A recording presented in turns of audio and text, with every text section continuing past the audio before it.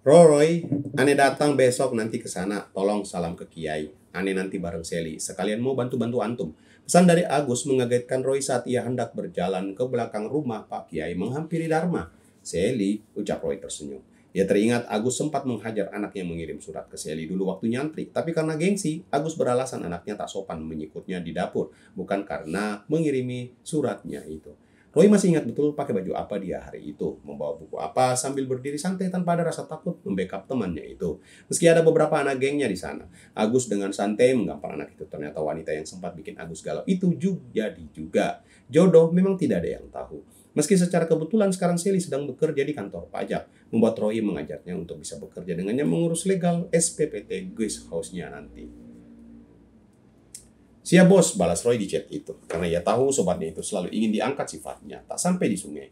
Ia kembali ingat saat ke sungai itu pula yang mengingatkannya masa-masa nyantri dulu, agak jauh sebelah sana. Tempat ia berkelahi dengan Agus dulu, tempat ia jumping batu kali dulu. Seru memang mengingat memori jadul seperti itu. Sambil mengingat wejangan kiainya semalam bahwa harus bijak menyikapi masalah. Dari tempat ini memang semuanya bermuara. Saat Roy sudah di belakang, Dharma sedang duduk di atas batu besar sungai itu. Ia sila menghadap ke barat. Apa sehabis sholat orang itu, pikir Roy. Pak Dharma, ucap Roy agak kencang karena derasnya sungai air di sini. Oh astaga, Teh Neneng sedang mandi di balik batu itu, ucap Roy dalam hati. Terlihat karena ia hanya memakai seperti itu sedang berendam di samping batu besar tempat suaminya duduk.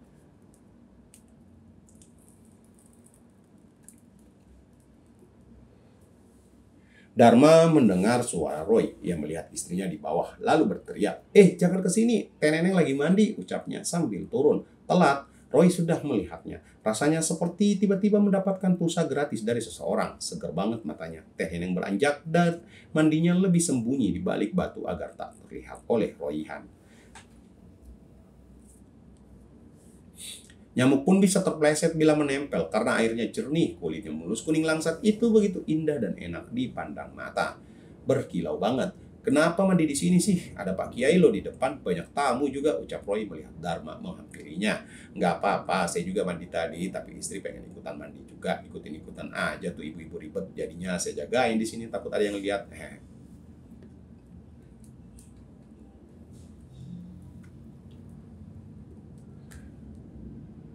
Roy hanya tersenyum mendengarkannya. Biasa pun orang itu tidak akan dimarahi. Persis seperti orang Malang yang saat Pak Dharma mengontrol proyek anak-anak malam itu. Meski katanya nggak putus. Begini Roy, tadi Solihin laporan ke saya. Sudah ketemu Barong di mana dan rumahnya sebelah mana. Serius, tunggu apa lagi Pak? Ucap Roy.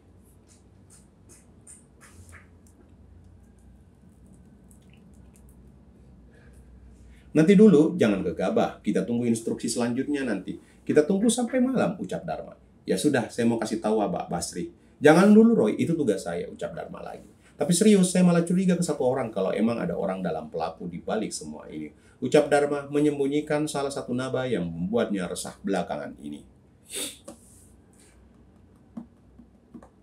Mereka duduk di tepi sungai sambil memperhatikan riak air tanda Teh Neneng masih asik berendam di sungai itu. Siapa Pak? Dharma berbisik di kuping Roy. Kamu sebelum kesini terakhir ngomong sama Agus kapan? Roy kaget. Belum pernah Pak, waktu masih nyantri baru ketemu lagi. Ya sekarang acara reuni itu maksudnya apa nih Pak? Kaget saya.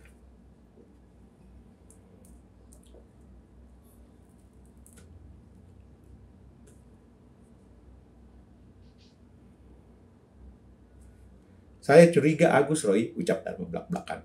Saya mau tanya sekali lagi, apa kamu tidak khawatir proyek kebanggaan pesantren itu dicampuri Agus? Dia kan pernah punya masalah sama kamu, Roy. Apa kamu nggak curiga? Tunggu dulu, Pak. Kenapa Bapak bisa curiga ke Agus? Itu kan masa lalu, Pak. Tetap, Roy, kalau kamu nggak curiga, saya harus tetap hati-hati. Karena saya bagian keamanan di sini.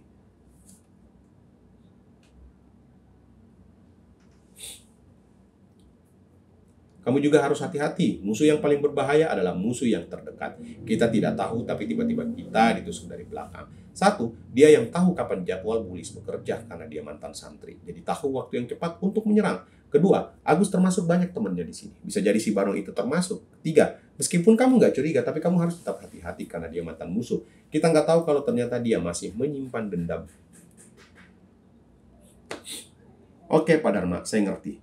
Bisa jadi ya masih dendam. Saya tetap hati-hati ke siapapun juga. Bahkan saya mulai curiga ke salah satu ustadz di sini. Tapi kalau misalkan Agus itu masih dendam ke saya, kenapa nggak langsung saya yang diserang? Kenapa harus menyerang surau? Kenapa harus menyerang Abah Haji? Kenapa harus menyerang rumah Ustadz Pian? Dan orangnya bilang ini tadi, dia mau ke sini. Roy tunjukkan pesan WhatsApp-nya. Besok dia ke sini.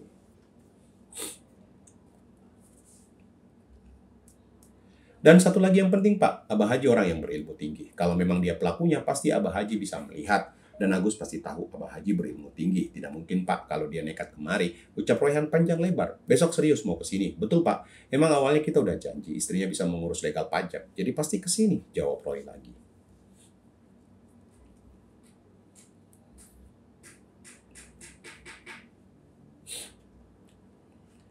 Lagi Dharma mulai melakukan kecurigaannya. Benar juga ucap Roy. Kalau memang Agus pelakunya, pasti Abah Haji bisa melihat dan tertangkap nanti. Kita lihat nanti Roy, ucap Dharma. Mih, udahan mandinya. Bapak mau ketemu Abah Basri dulu, teriak Dharma ke arah istrinya. Udahan, udah salin, terdengar suara dari balik batu itu. Ia pun keluar.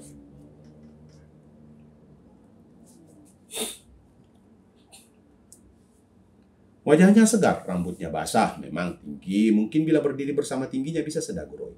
Tinggi untuk ukuran wanita. Oh iya Roy, kemarin aku ke kantor satu pintu. Dia minta rekaman pajak kita. Baru bisa dapat izin, ucap neneng yang mengurusi izin legal guest house-nya itu. Iya teh, Sally besok ke sini bantu legal pajak kita. Nanti saya kirim nomor seri. Jawab Roy, menyembunyikan chatnya.